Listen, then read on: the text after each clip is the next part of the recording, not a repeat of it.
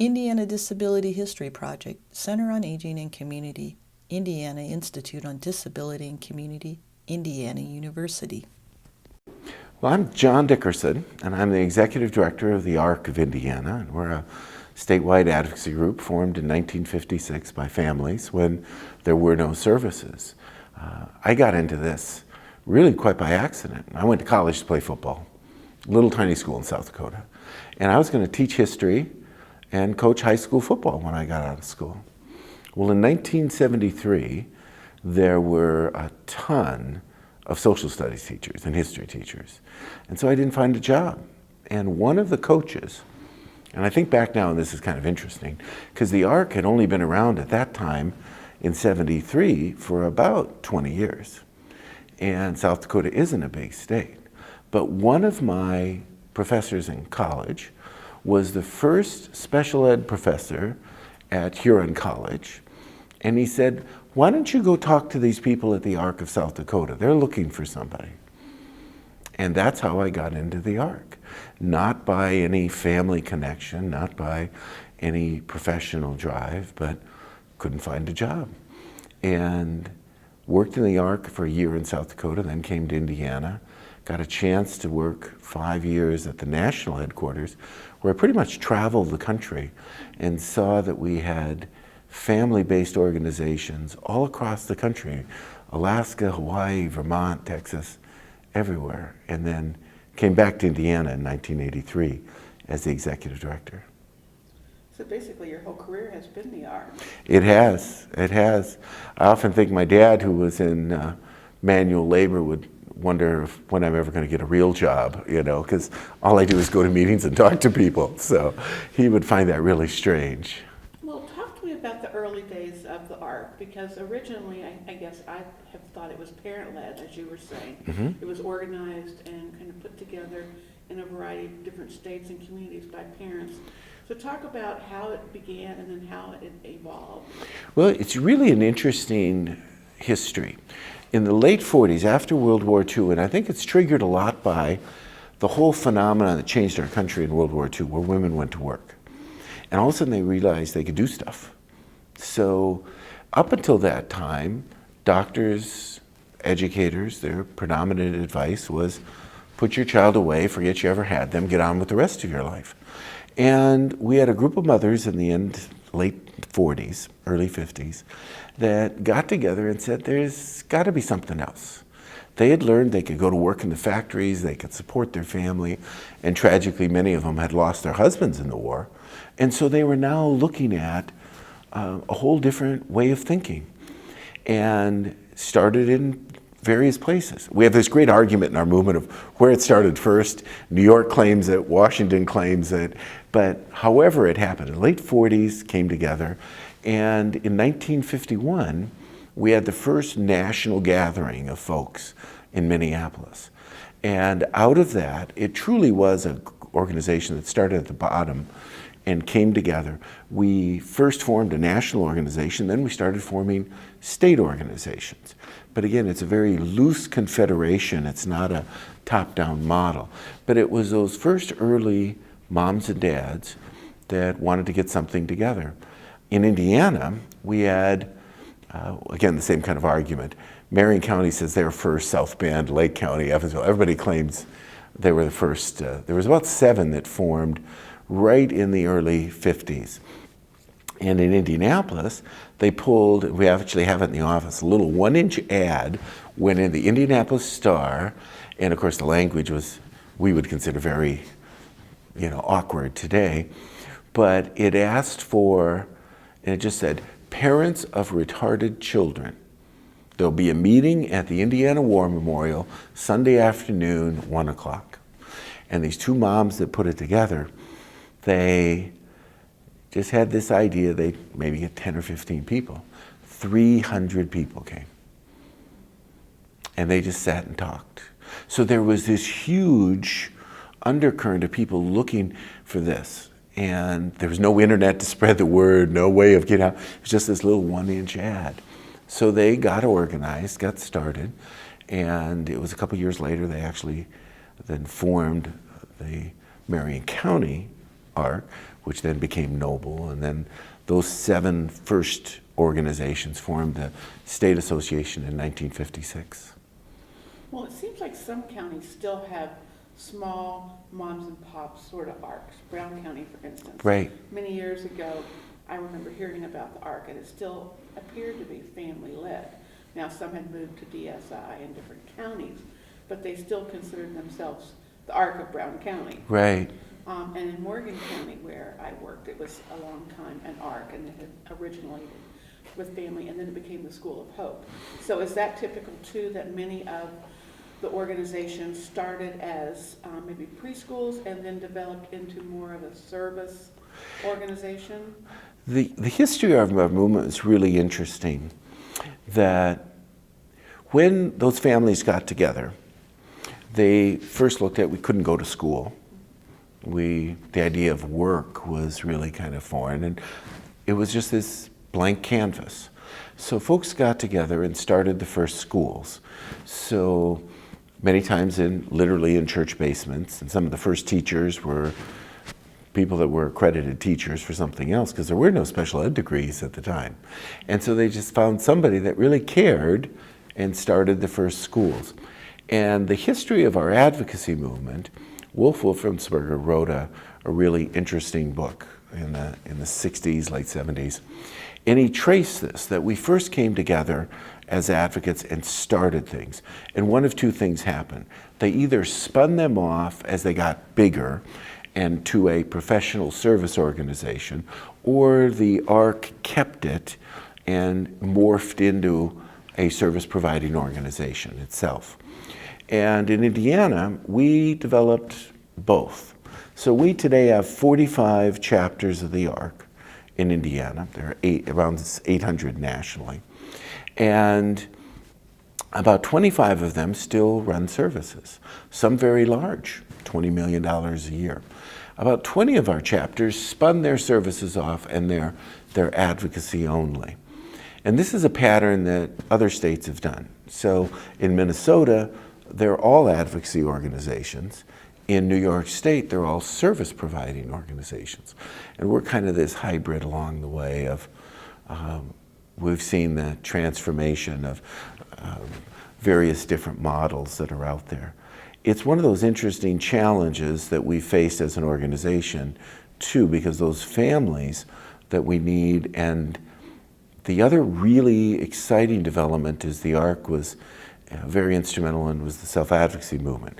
So while you're running services, if you're a service chapter, then you also had to have this family base that, like in Logan up in South Bend, they created the first guardianship board. So here's a service provider that had a guardianship board that has actually sued themselves because they're advocates at one hand and they're also service providers at the other. And it's kind of a difficult balance to achieve sometimes. But I think it's what separates out some folks if they do it right. They keep that family connection where the board is largely driven by folks that have a consumer interest first and a provider interest second. And they also have developed a strong self-advocacy component to hear from people about what's important to them. We're going to talk about self-advocacy in a little bit, so I'll drill you more about that. That's okay. So now what I'd like you to talk about is your name, because originally it was ARC, Association for Retarded Citizens. Now it's pretty much the ARC. And I know that because it was so branded, it would have been very difficult to change that. But you want to talk about the thinking behind that? Well, the ARC name is an interesting story in itself, and having been around for a lot of the changes. We actually, when we came together in the 50s, there were groups that were called Parents and Friends of Retarded Children. And again, at the time, there weren't a lot of adults because most of our adults had been placed away in institutions. So it was that core group of families that started us who had younger children that were rejecting that model. And so when we came together in Minneapolis, the very first name was Association for Retarded Children. And it was very common at that time that people thought of their adult kids too, as they got older, as children. So in the 70s, we went through our first change, and I came into the movement right at the time that debate was going on. And the move was from Association for Retarded Children to Retarded Citizens. And the whole effort around the word mental retardation was just starting to begin in the 70s, where people were realizing how negative and hurtful that was, but it hadn't reached that level. And so there was a movement at that time to just begin to get rid of the R word.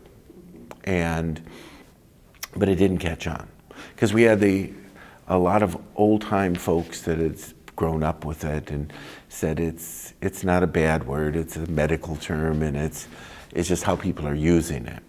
And it's also probably interesting to note that the self-advocacy movement in the 70s was just starting out. We had started out with citizen advocacy, which was Wolfensberger's third stage of advocacy, of teaching people to speak for themselves.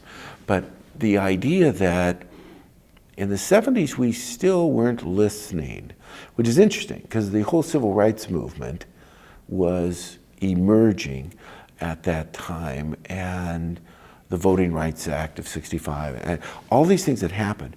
But we had pushed the rights of people through the system, but we hadn't extended it down to them within our own organization. And so it was in the 70s that some leaders started coming forward. And it was also interesting in the 70s because we had the very first youth ARC.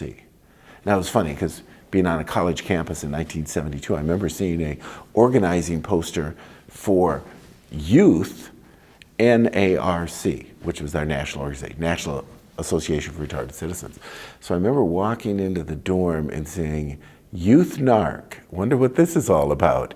It wasn't real popular, but it was that youth movement in high schools and colleges that started reaching out to young adults with disabilities and just hanging out with them and doing stuff that other teenagers and young adults do that really, I think, spawned our self-advocacy movement. And they were saying to the adults, the parents, you know, you need to be listening to what your son's telling you. And it was really that, they became that bridge. Now, the youth movement ended in the 80s, and it's kind of interesting, and I think as kids became more interested in themselves as opposed to others in the 80s, it was kind of a curious time. And it's kind of like now we've got through Best Buddies and Special Olympics, a whole lot more interesting things going on with high school and college kids. But that whole name change then, in the early 80s, we went to Citizens, and then we just went to ARC, where ARC doesn't stand for anything. It's not an acronym anymore, it's just a name. And that was a compromise because there are folks that want to go to something totally different and to not have any remembrance of mental retardation anywhere. And it's just been an interesting evolution. But what came about in the final compromise, and most things are compromises in a large organization, is the ARC isn't particularly well known in the general public, but we're remarkably well known within policymakers and legislators. When we did, it was interesting, when we did the National Council of State Legislators in Indianapolis, and we had the first booth for the ARC about 15 years ago.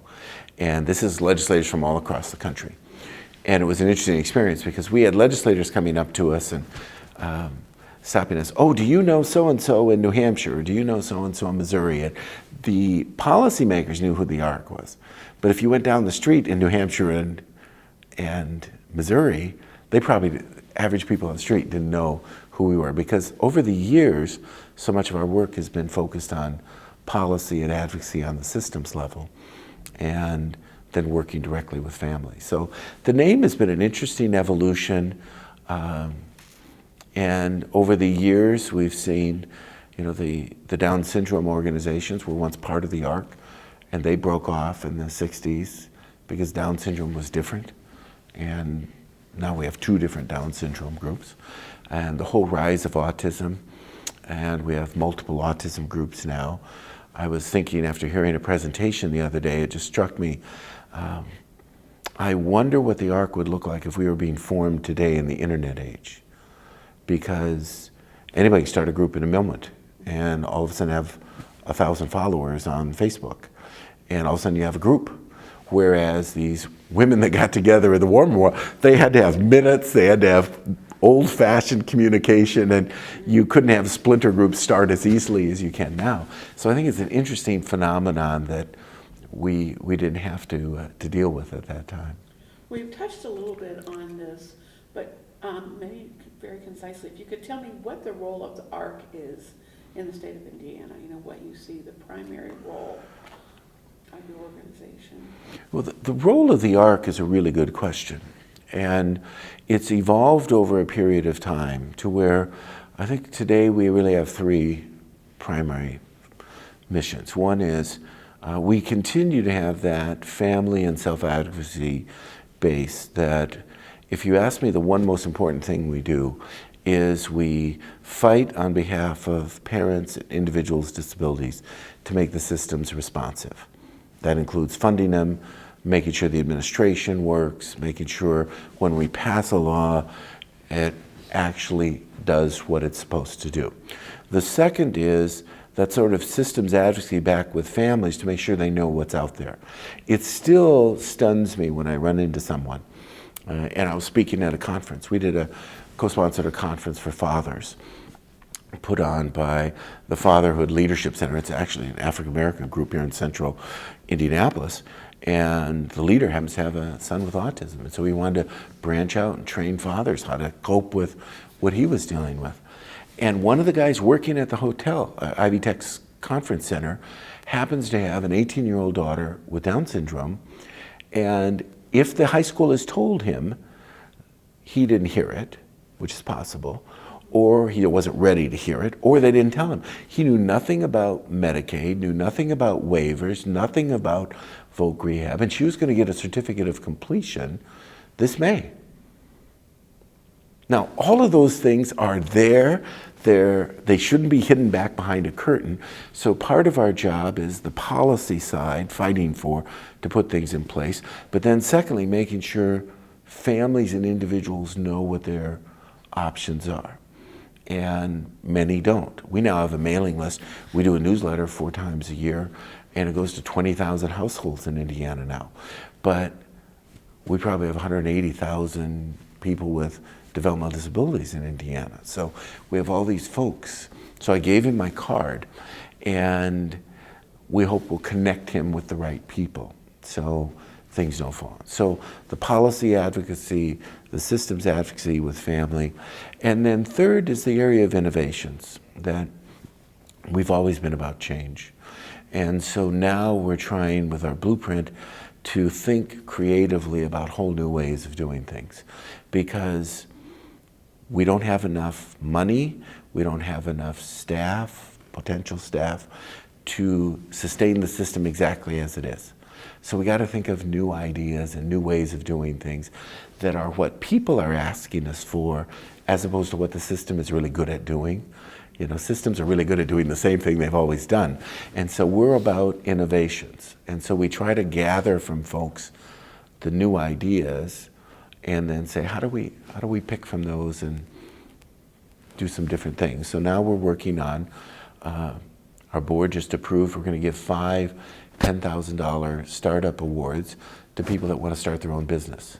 And we're going to link them with a business school, so that if it's somebody from Bloomington, we're going to approach the Kelly School and say, it's going to be a competitive process, so that they want to start a business and be self-supporting. Then how do we hook them up with a business school and get them the kind of support they need? Because starting your own business is really hard. Half fail in the first year. But we have a young guy that has his own cookie store in a mall in Evansville. And he's been doing it for 12 years. And he loves selling his cookies. We have a young guy who has a coffee shop, happens to have cerebral palsy in Connersville. The idea that people can be dreaming, and that's the nice thing about our conference here, Dare to Dream, that it's not just what's offered in front of you, but what do you really love? So policy, systems advocacy, and innovation are our three biggest roles. I think we lost them. Did the mic fall down? Nope, did.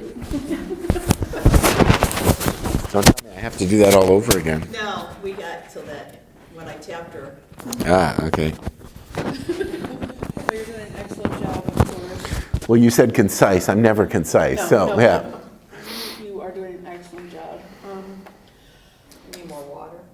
That might be a good drink right now. No. Did you get everything out you wanted to say in that piece? Okay. Let's see. All right, you ready? Okay, so the ARC Trust is something that I've heard about for years and years and years. Can you talk a little about the ARC Trust and what that is? As part of our innovations model, 25 years ago, a group of family members got together and said, it's really hard. If you have a son or daughter with a disability and you want to leave them some money, you had to have a lot of money. Because if you went to a bank 25 years ago, you needed to have at least $150,000. Most Hoosiers didn't have that. And so we had some really smart parents come together and say, well, there's this way we could pool this, put in small amounts of money. And so they formed, helped us create the ARC Master Trust. So we're now 25 years old. The idea that we were able to use existing legislation that allowed what's called a Qualified Special Needs Trust. So families could leave money to benefit their son or daughter with a disability. It can be intellectual or a mental health disability or a physical disability, as long as it meets Social Security definitions. And it doesn't count against as an asset for either Social Security or Medicaid. So we used to call it the 5TV rule. Somebody get a back payment from Social Security of $10,000, or Aunt Nellie put them in their will, and all of a sudden they had to go spend $10,000 before the end of the month. And it was crazy. So this allows families to plan and say, just like they would do for the rest of their family, I want to leave $30,000 for Joe. And what we have is a pool that is a very low-cost option that we give them all the legal paperwork to give to their attorney. Usually it's put in their will. And this is an irrevocable trust that then goes for the sole benefit of their son or daughter. They leave us what's called a letter of intent that they can change right up until the last day and says, well, I'd like him to go visit his sister in Florida once a year. I want to make sure he has new winter clothes. I want him to go this. I want him to do this. I want him to live in our family house. Here's the trust that'll help support that. We are given then a set of instructions. The important thing there for families to understand is, while they can give us those instructions, we're not bound by them. That has to be part of the trust relationship that the government requires. 99% of the time we follow what they ask us to do in the letter of intent. But we approach it, we have governed by our board, which is parents, and we look at it, we would make decisions based on what you would do if you were still here. So if Joe comes in and says, I want to take my whole $30,000 and buy a used red Corvette, we'd say no. Let's think about some other things you can do for fun. But in most cases it works very well that way.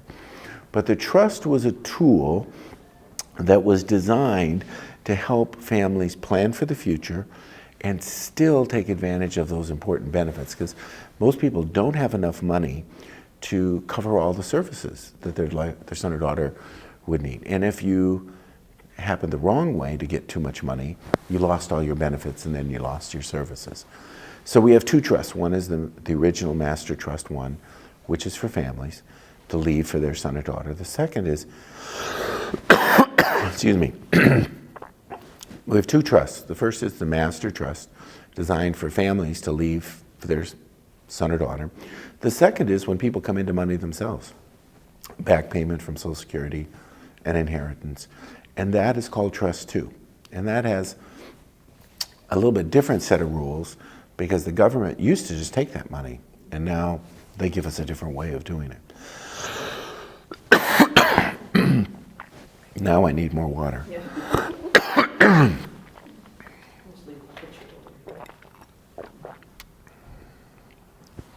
Good morning. Good morning, how are you? I still remember a picture of you from the self-advocacy picnic.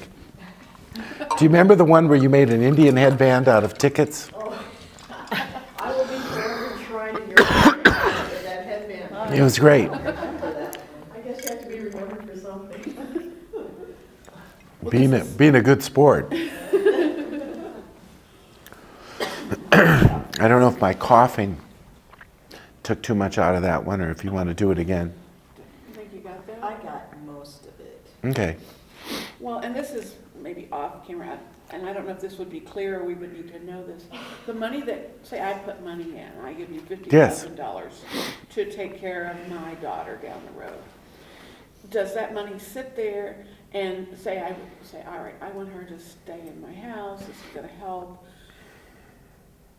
Does that $50,000 help find support for her to stay in the house? So you do a lot of legwork to make these Right. wishes come true. Right. And that has to cost some money. Well, one of the nice things about this is the board made a commitment that one would be low cost. So it's less than $700 to enroll the trust, and that gives you all your legal documents, all the planning and setting up. That's a one-time fee. Go to a lawyer and you say you want them to write a trust. They'll spend several $1,000s, and they'll do a good job most times. But what we then did is the board subsidized it, and it now brings in enough fees that it pays for our staff, including we now have a staff of 4, and we're just going to add 1.5 more people. In fact, we're asking the board on Saturday to approve hiring our first social worker, because we have a small number of people that have really intense needs. And they have money, but they need somebody kind of blocking and tackling for them every day, because they just get in unfortunate situations. So what we've been able to do is build a fee structure, because our board was saying, if we're going to say this, we're going to take that $50,000 and be there for the life of your daughter. We've got to be able to deliver on that. And we are not fundraising to make this work. It's got to be self-sustaining. We now have $50 million on deposit in the trust. That's a big number. More importantly is last year in 2012, we gave out over $6 million to beneficiaries to buy things for them. Again, everything from trips to cable TV bills, things that mom or dad would help with. Now, if somebody's living in their own house, and what we try to sit down and we plan on the front end, and we'll meet with families as many times as they want to meet, and say, okay, we need to be realistic. If you've only got $15,000, we invest that, but we don't promise great returns. But that'll buy so much. But if you have $150,000, you can buy more. But you need to think about what is it you want to accomplish and what other services are going to be there for you. And this is an extra in life. So we've also found it, one of the interesting things, about half the people in our trust now are people with mental illness.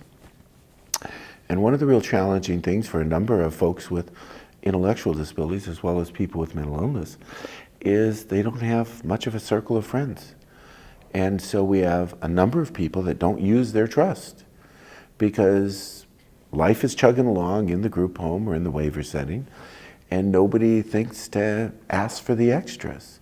And so we're working with the idea of the social worker that would help them develop we're targeting some folks that don't spend their money. We're not saying go willy-nilly spend your money, but you know, when somebody dies and they've had this money and it's been available to them, we give it to other family members or other people the families have said, if it's trust 1.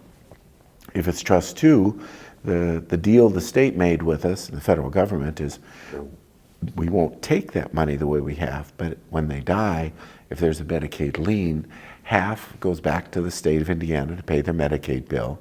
We can retain half for people whose trusts run out. So we don't use it for the ARC operations. What we do use it for is people whose trust ran out and they're still alive. So we have several people now that their trusts were exhausted. We can't promise that we'll, with your daughter, keep going once that $50,000 is out. But right now we believe that until things change, we'll be able to keep helping people on that end of it. So it's designed that I often tell my colleagues in other states, don't go into this that you think you're going to make a lot of money doing that, but go into it because it's a great service back for families. I had a mom, Kate, share with me, and it took her a long time. It took her 20 years to think about finally doing the trust. And what pushed her to the edge of doing it is she discovered she had a very serious form of cancer.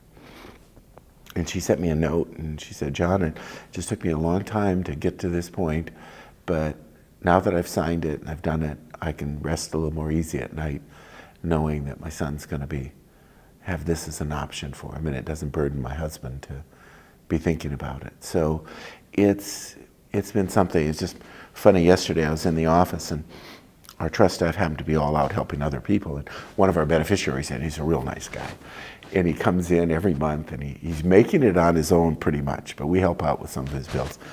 And he said, John, I just need help with my cable bill this month. And I'm sure I'll handle it my own next month, and he was almost apologizing. I said, I'll change his name. Sam, I'm sure we can take care of this and I'll get this done. He said, I'll do better next month, And he's really doing quite well. He has a job, and this way the trust helps pick up a lot of those other things with his rent and electric things that we can help take care of, and he's fairly independent. That was a good explanation. So how is the ARC funded? What sustains you all? Well, we're really fortunate. Our 45 chapters provide about 20% of our funding. Then we do a lot of fundraising to make money for the ARC. Then we're now at the point where the trust sustains itself, so that carries its own weight. And we've been just very fortunate that a lot of folks contribute and give money to us. We do a number of grants with the state, and that's been a really good thing to get us to follow some of the things in our mission. You don't make a lot of money doing grants, but it's been real helpful. And we've been really fortunate. We've had some great partners here in Indiana. I think that Indiana is this interesting state as I travel around the country, that we've got some wonderful relationships here that aren't always there everywhere else. The relationship we have with the Institute is just tremendous. The Governor's Planning Council, IPAS, INARF, the Autism Society. I think we're not known as being the great innovators here in Indiana, but I think we get along pretty good and figure out how to do things. And so we may not capture the attention of a lot of folks, but I think that one of the things we've been fortunate is people have found a way to work together in some interesting ways. Good. Well, the next question that I want you to talk about has to do a little bit with what you were just saying. How does Indiana stack up? How does our ARC stack up against other states in terms of innovation, self-advocacy, leadership, those sorts of things? Where are we ahead? Where maybe are we a little behind, if anywhere? Just trying to compare Indiana to fellow states. Well, it's interesting.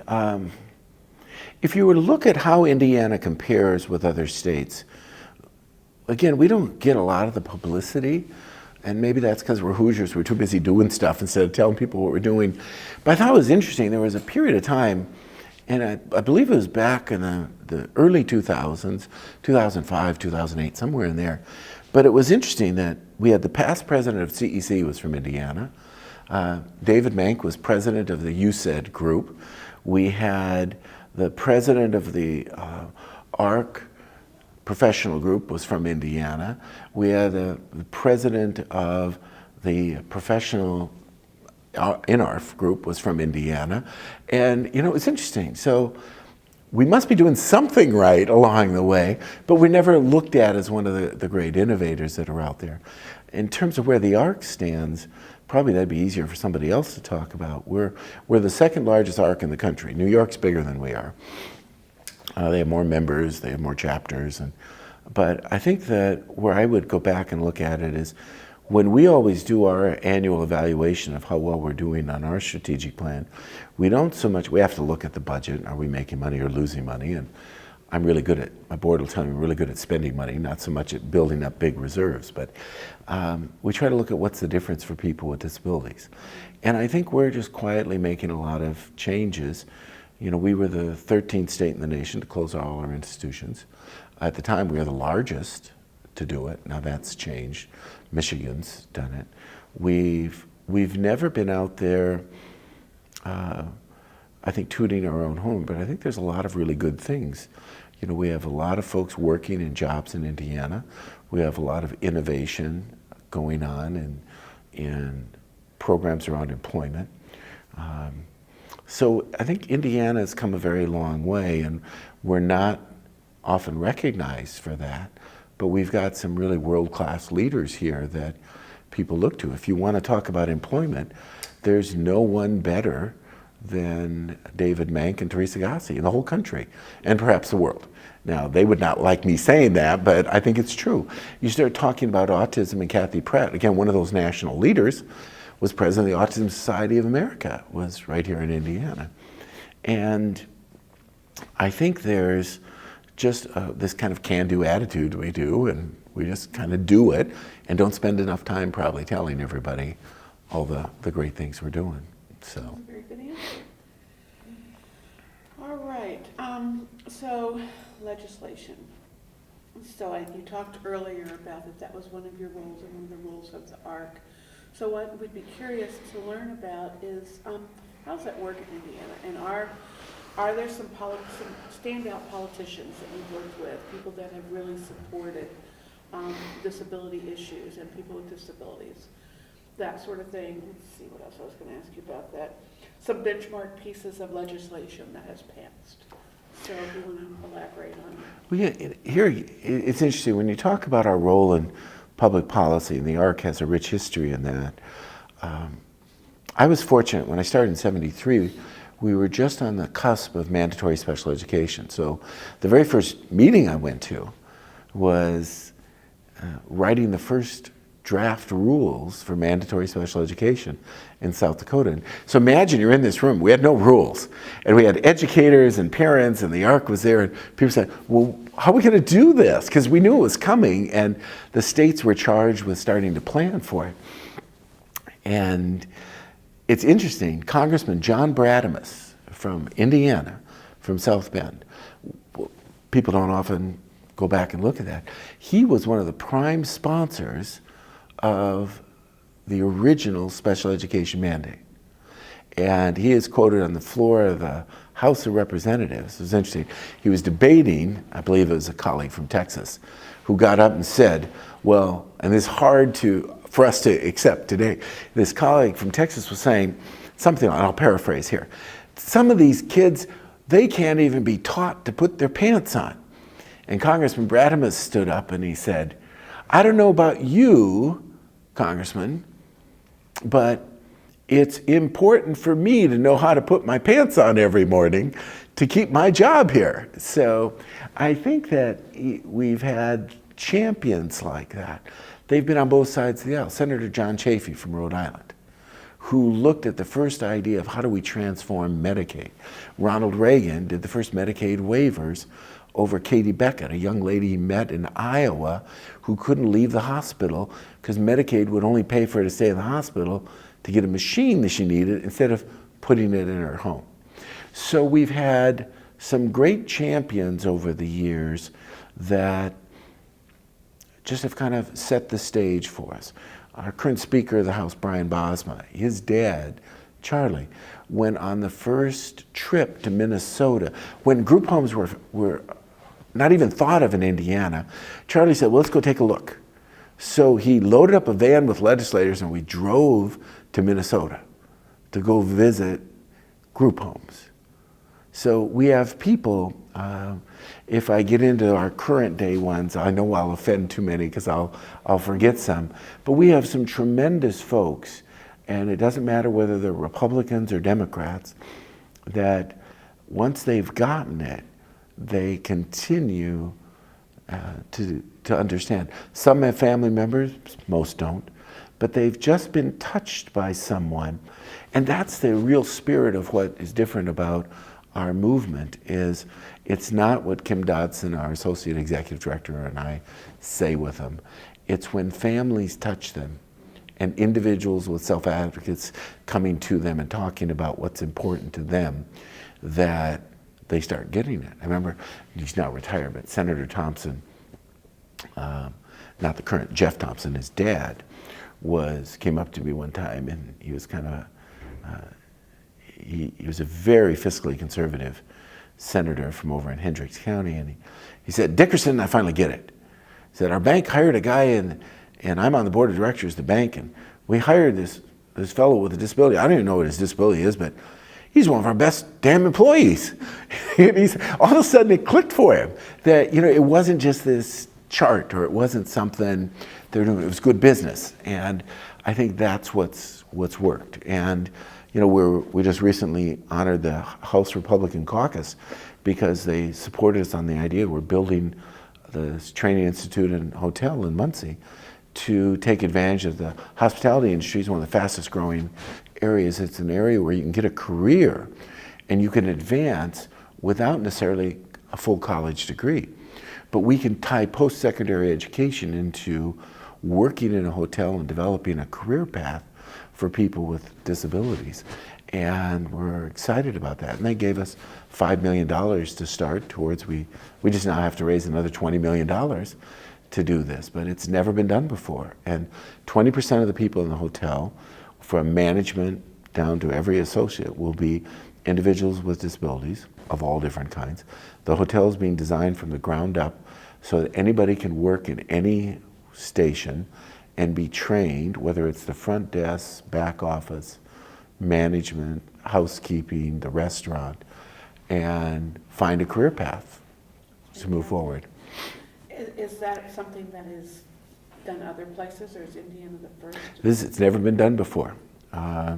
We're hopefully going to be able to make our announcement of the franchise. You'll recognize right away the franchise we've got, but we're still going through all the I's and T's being crossed and dotted.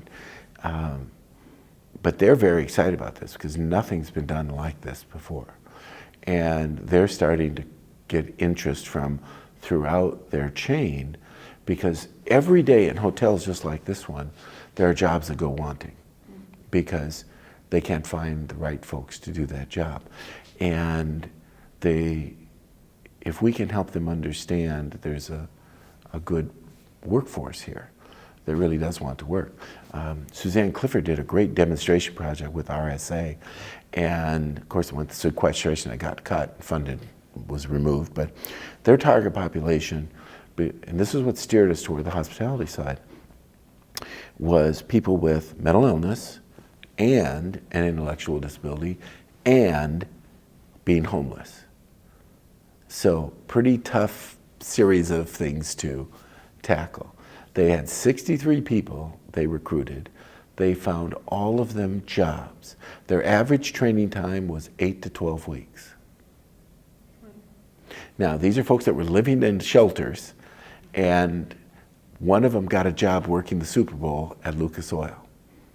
And for the previous 5 years, he'd been homeless. Now, he still has a problem. He can't get VR, he can't get Social Security because he has no address. He's living in a shelter. So it wasn't magical. But he's on a path now where he's got a full-time job with benefits. And if we can get him a credit history and get him going, it was remarkably successful. And they started with the first idea is the first thing we got to do, Jeff, is you got to take a shower every day. If you're going to go to work, you got to take a shower. Now, he still has all these challenges, but he's got a job. And even though the funding quit, they've kind of kept meeting and keeping going. And so it really showed us that we have a lot of people that want to work. We have a lot of folks that we have to still break down a lot of stereotypes. There's a gentleman in this very hotel who's worked here in the Westin for 14 years. He got his job through Noble. He doesn't like being talked about as a person with a disability. He's just worked at the Westin for 14 years. And he'd probably get a little peeved if we pointed him out to people. He just likes working. Okay, well, I think that pretty much covers it. The role of legislators doing good work. You pretty much gave us some good information. But this will be fun. This is where we talk about self-advocacy some more. In Indiana, who do you see as leaders in the self-advocacy movement, and why? And also, the skills that they have to be leaders. how did they get those skills? Where did they develop them? And kind of what are key skills to be a leader? Well, we're blessed here too, and one of the things that I'm very thankful for is the role of Indiana Institute on Disability and Community, because they really gave the first kickstart to self-advocacy and supported getting the first grants, helped the board get going when we didn't have much of a movement at all. But we had a few sparks out there, the people that wanted to start speaking up. And so our first generation of leaders were folks like Dickerson and Betty Williams that had the courage to step up and say, well, I want to talk about this. And it was hard. And they came together, started figuring out their role, and then we always had what we called helpers for them. And then they started pushing back against their helpers a little bit, that it was just a natural growth of it. What we on the advocate side have witnessed is people now being taken more and more seriously. I always try to have Betty, Melody Cooper, are always going with me to meetings. We're bringing in the next generation now of folks speaking up for themselves.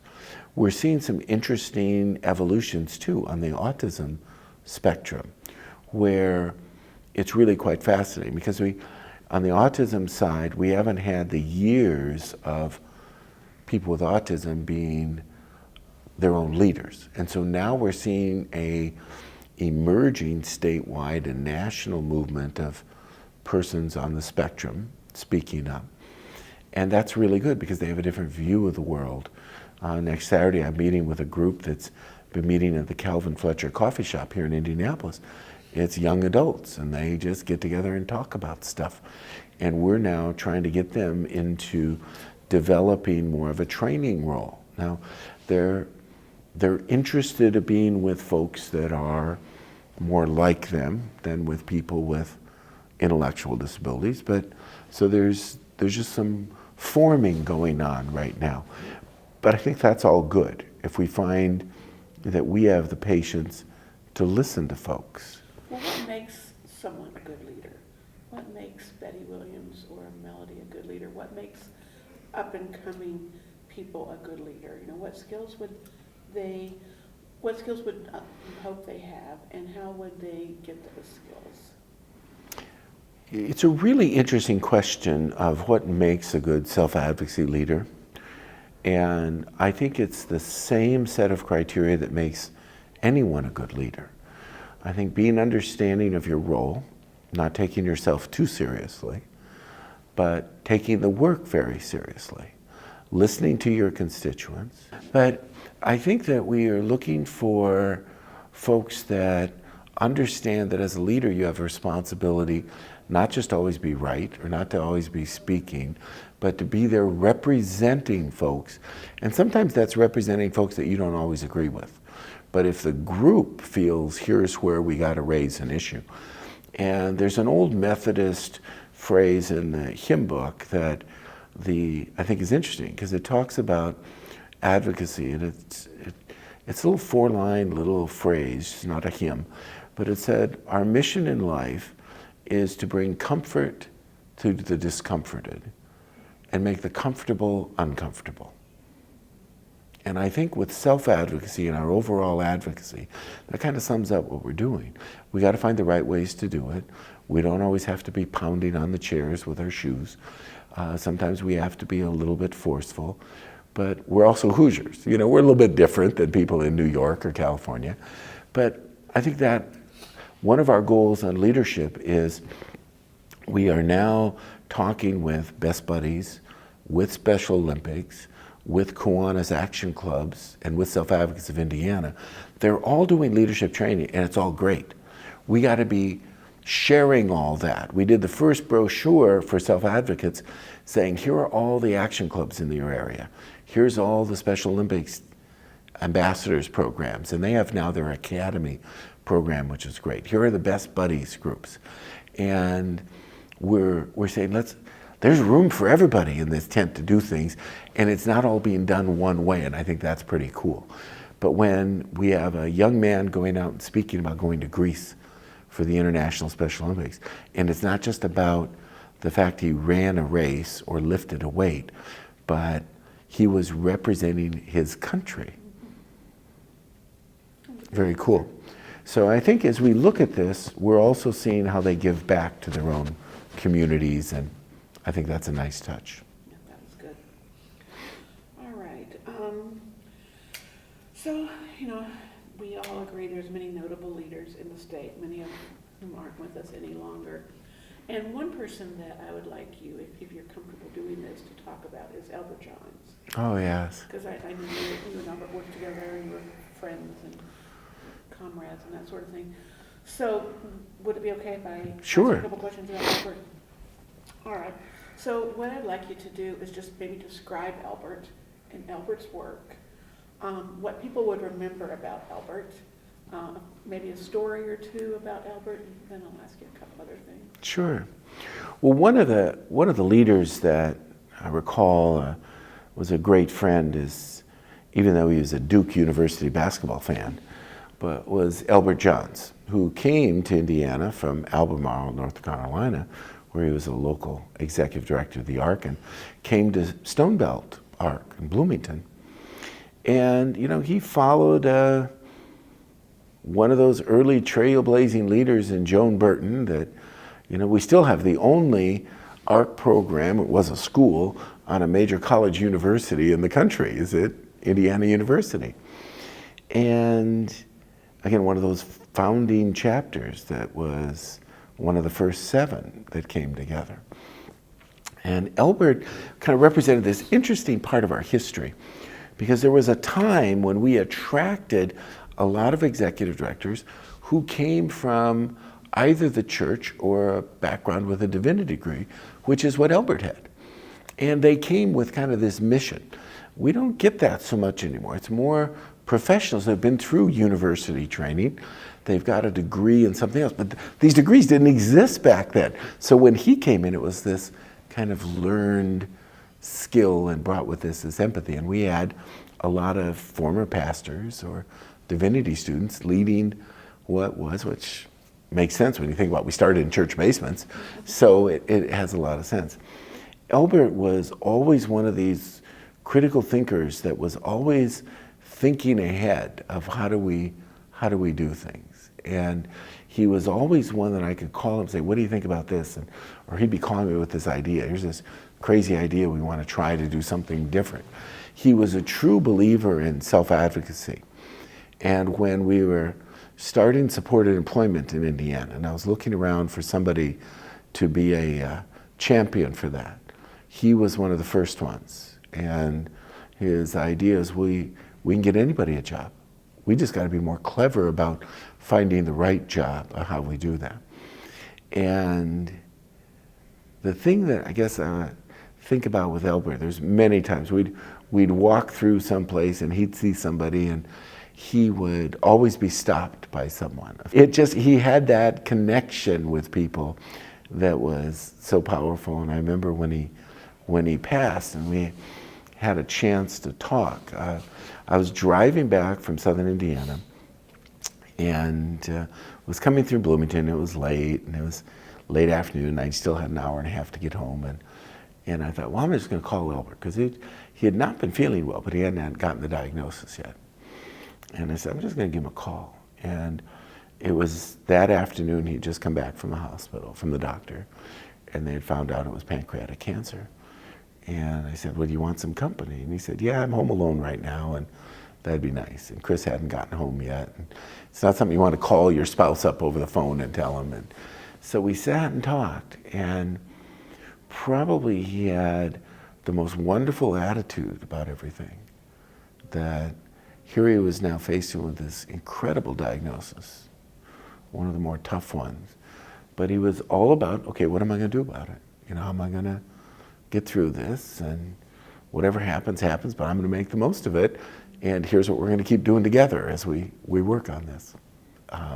He was one of those, when anybody ever needed help, he'd drop what he was doing and go do it. I know when Chris and Albert bought that house out in Ellettsville, and turned out that Bobby Knight lived down the street.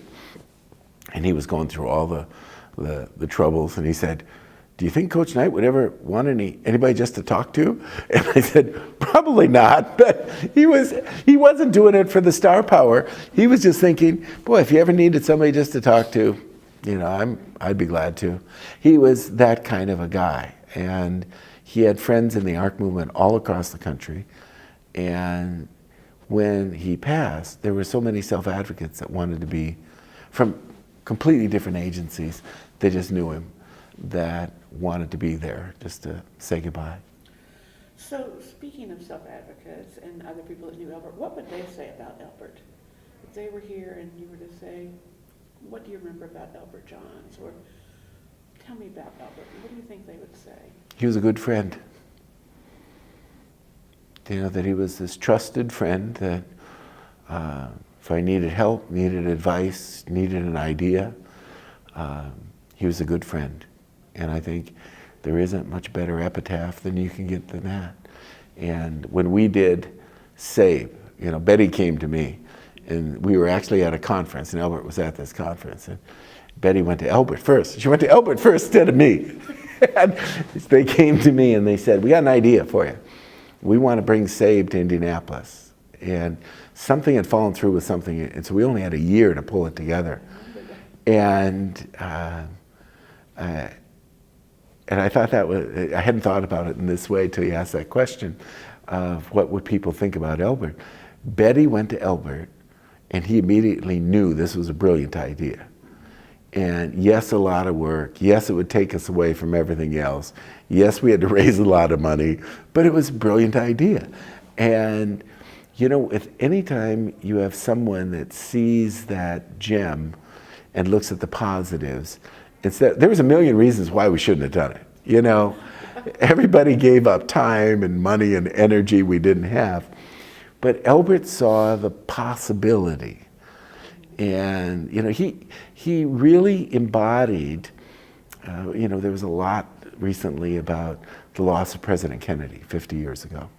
And his favorite phrase of, "Ask not what your country can do for you, but what you can do for your country."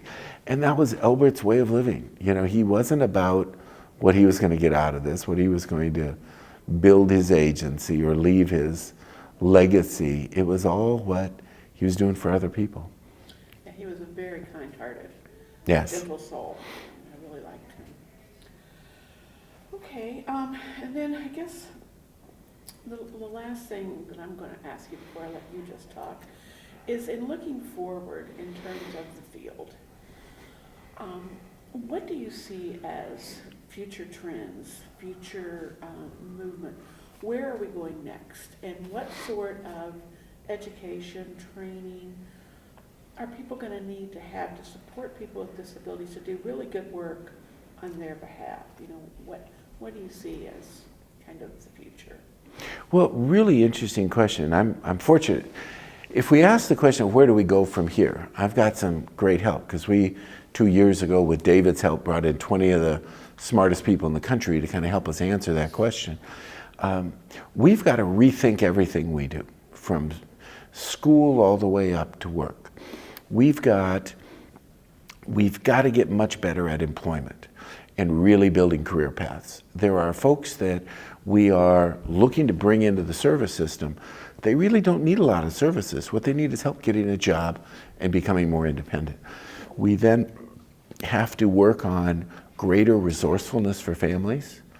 We're now telling people a lot of times, here's what we can do for you, instead of saying, what do you need? It's interesting. We're bringing in about 2,000 people into services a year, and a lot of traditional agencies are saying, we're not seeing them. And I did an informal survey of families who have recently gotten services, and they said, well, there's two things. They are given this pick list, and they start calling people. Said, the first thing, people got to call you back. Said, 8 out of 10 people don't call you back, or you can't work your way through their phone maze to get to somebody. Second thing is, when you do get somebody on the phone, you get two different responses. One is, here's what we can offer you. The second one is, tell me about your son or daughter. Which one are you going to pick? You pick the person that asks you. And that's got to be a whole mindset different, because we have some of the fastest growing agencies are not traditional agencies that have served people with disabilities. And there are folks that are listening to families, responding to them, being more nimble to what they want to do. So I think we've got to be much more responsive to what people want. We've got to be less bureaucratic in our own thinking of what we can do, and we've got to keep changing the system, because we're really good at doing what we did last year, but we're not real good about thinking about what we should do next year. And I think that's a mindset. A good example is I was speaking to a group of professionals and telling this story about this beautiful story. This woman got an award, and I'm sitting up here next to her. She's getting an award at this annual dinner. I said, Joyce, not her real name. I said, Joyce, what are you getting the award for? And she kind of looked down and she said, well, I moved myself out of the group home. I said, cool. I said, where'd you live? And she told me. I said, I've been to that group home. It's a nice house. What is it you didn't like there? The other 7 women. I said, okay. So how did this happen? Well, turned out she was really unhappy, and every day riding the city bus back, she was crying when she got to the group home. And the city bus driver was elderly lady and was worried about her, and finally, after a week of this, knocked on the door of the group home and was, what's going on here? She's crying. So came down that they decided they were friends, and they got together, and the lady said, you know, my husband died a few years ago. I have this big old house. I'm kind of lonely. We kind of get along. Why don't you come live with me? And she said, well, I don't have any money to pay rent. I said, I don't want any rent.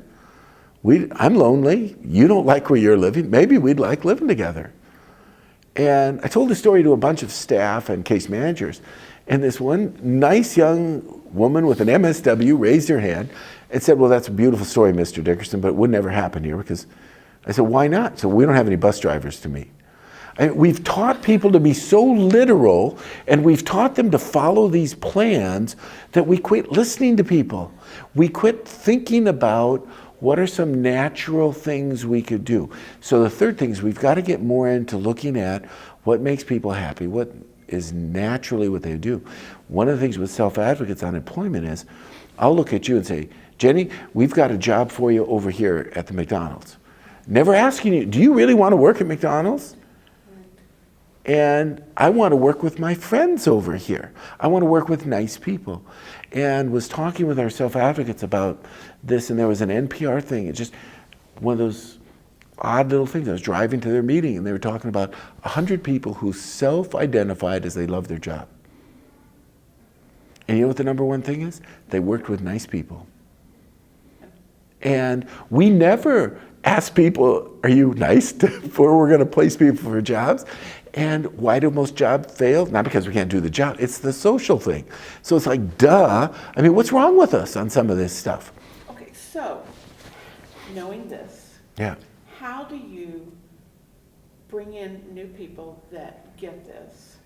And how do you see influencing current people there to think outside their old traditional way of thinking? I think really 3 things. I want to see us start, we've proposed this, we haven't gotten it done yet. I want to see us start paying people with disabilities to be job coaches for other people with disabilities. I think, why not get somebody that's already cracked this code to, as opposed to some person that's never had to do this, be the job coach for folks and be that leader for them to be able to do that. I think secondly, we've got to put into parents' minds a whole new mindset about what the future looks like. We have a lot of folks out there that are still struggling, don't know what help is out there, but this is an investment, that what you're doing for the future. So yeah, maybe you'll only get the family support waiver, but that's $16,000 a year. That's an investment for your son. And what do you want that investment to pay off in 10 years? You're going to get Medicaid, that's worth another 10 grand a year. And you may get Social Security for a while until his earnings are up there. So you've got about $40,000 a year to invest in your son. And it's not just taking what everybody offers you, but what do you really demand for your son? And when he gets old enough, how do you listen to him about what he wants to do.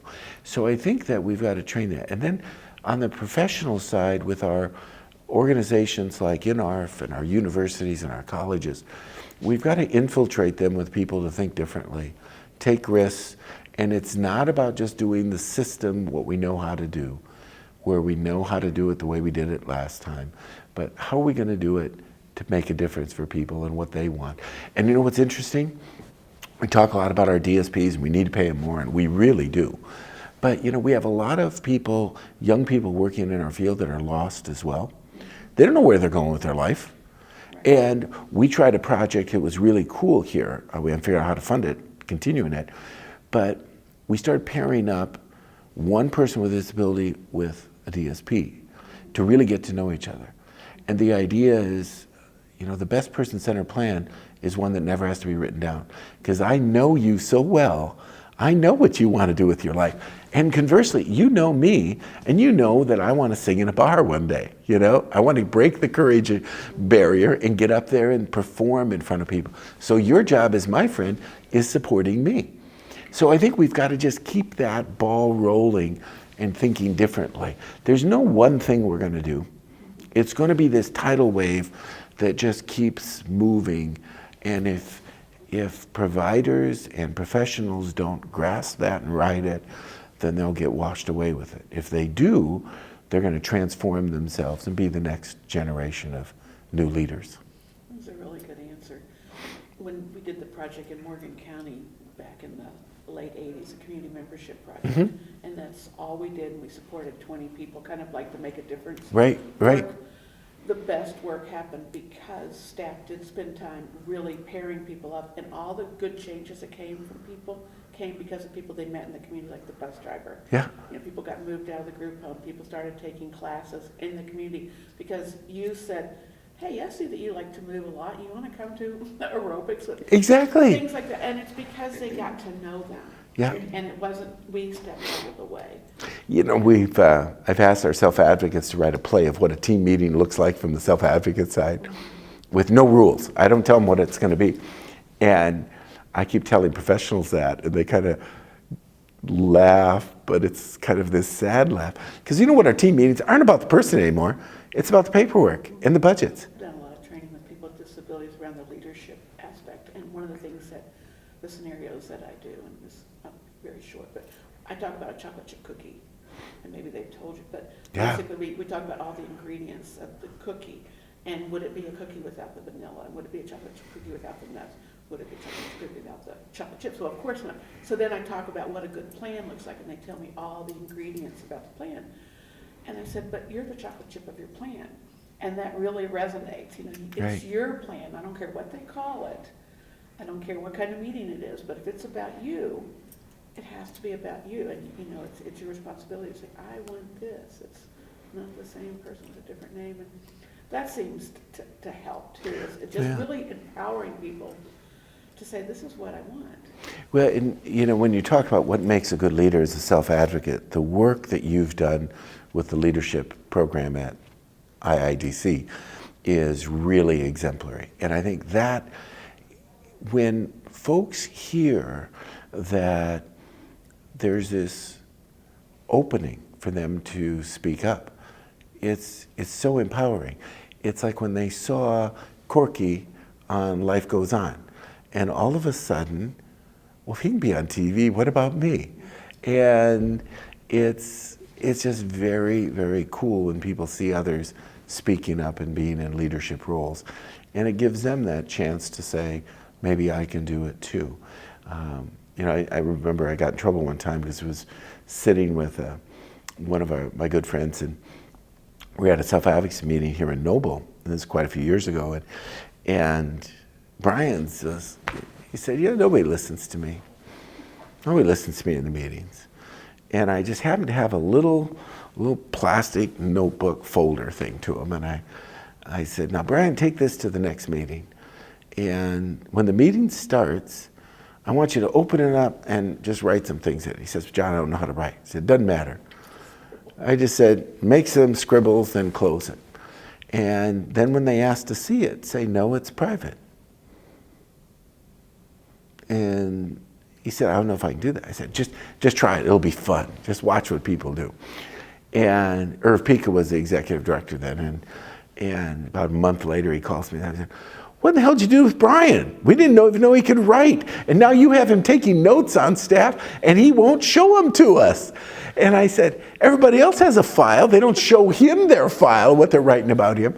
But I mean, that's that whole dynamic of, when you ask me the question about how things got to change, we really have to make sure that we use the term consumer, and sometimes it's thrown away pretty loosely, but they're the boss. We should be satisfying them, not the system. And too often the case manager and the providers go down to the end of the table with their calculators, come back to mom and dad and Brian and say, here's what we can do. And nobody said, what do you want to do? That's got to change. And that's part of the role that we've got to do, is keep holding up that mirror to the system and saying, this is what you look like. You know, it's interesting. I was talking to a behaviorist the other day because I had a really interesting experience. I was out doing a photography project with a young man with severe autism. He's a runner. And he wouldn't sit still. And I have a digital camera, and he would hit the crash bar in that door, run outside, come back, run outside and come back. Probably did it 100 times. And I finally got a quick picture of him, of his face, and showed it to him. And it just changed. And I said, I want to take more of you. Will you come sit? And he kind of looked at me and I said, and I'll show them to you. And I called this behaviorist friend of mine up and said, has anybody ever done some work with videotaping of people when they're having these behavioral outbursts? And his was pretty mild. He just liked the crash door. But she said, and she's a psychologist, she said, you know, I've never really read anything about that.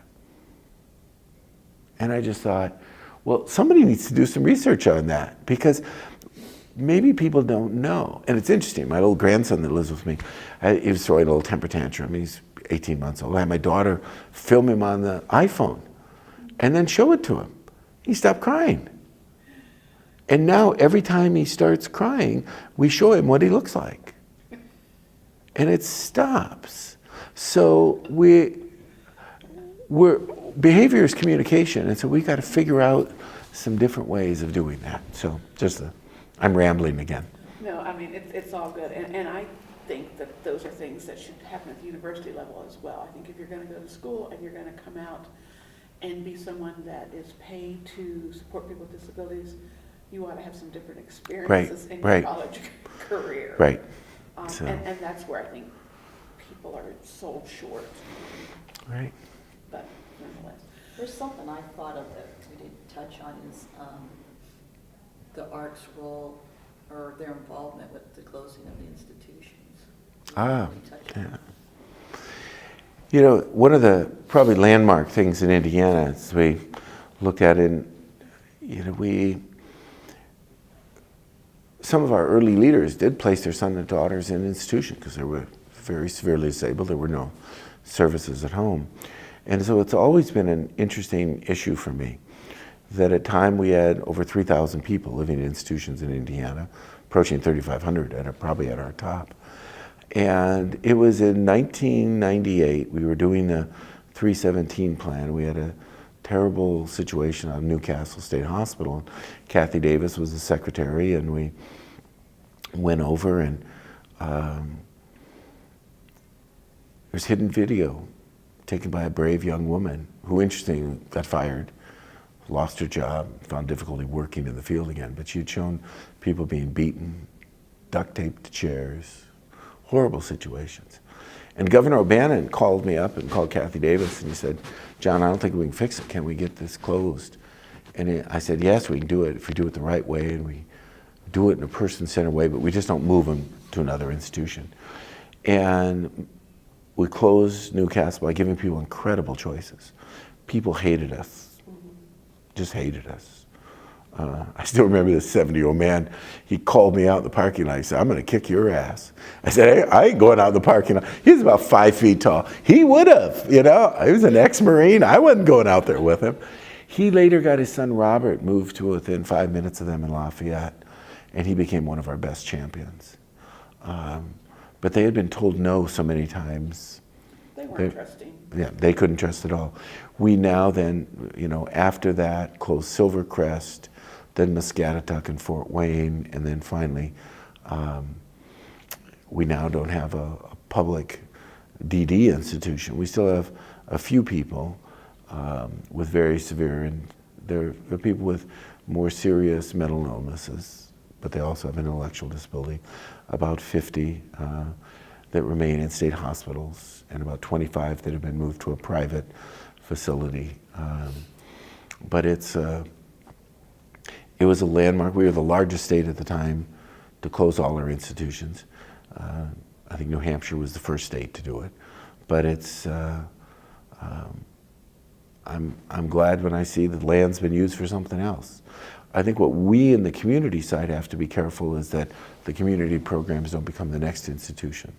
That institution doesn't have to be big, it just has to be closed. And you can be as isolated in a waiver home as you were in an institution. If you don't have those kind of community connections, if somebody's not looking to do things with friends, it's all about building those connections. Very good. Now's your chance to just. No, I don't know. I need a break. You talk now. Well, probably the biggest thing that I still see in this information age, and we're trying things with every way we can to reach people, but families out there, there's this incredible pressure on families that not only may they have a child with a disability, but they have aging parents to take care of. They have other kids that aren't finding jobs, that are moving back home with them. This is an incredibly trying time for folks. We have more single parent families out there, and the economy is not just very helpful. And we have this incredible need to get information to people, but get it into them a way that they can help them. And if you're a single mom working 2 jobs, asking you to come to a meeting ain't gonna happen. Where they're barely surviving by the skin of their teeth. And we've got to find ways to get back to doing outreach. We got to find ways to help people and let them know they're not alone, because it's a very tough world out there right now, and we've got to find a way to get back to some new ways of supporting folks. The interesting work that, again, coming out of the Institute about how do we use technology to do time banks, and how do we help one another in different and unique ways that don't cost a thing. And that, I think, is part of our challenge for the future, that we've got an awful lot of people that need help. And their answer isn't just a waiver. Their answer is community. Good. Right? Produced by Center on Aging and Community, Indiana Institute on Disability and Community, Indiana University. Funded in part by a grant from the Indiana Governor's Council for People with Disabilities. Copyright 2017, the Trustees of Indiana University.